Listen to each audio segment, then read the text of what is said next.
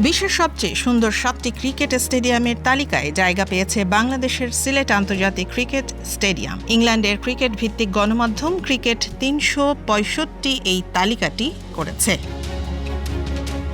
প্রাকৃতিক সৌন্দর্যে ঘেরা পাহাড়, চা বাগান আর সবুজের সমারোহে সিলেট স্টেডিয়ামকে অনন্য করে তুলেছে। দর্শনার্থীরা বলেন, এটি শুধু একটি ক্রিকেট ভেন্যু নয়, বরং প্রকৃতির কোলে তৈরি এক শিল্পকর্ম।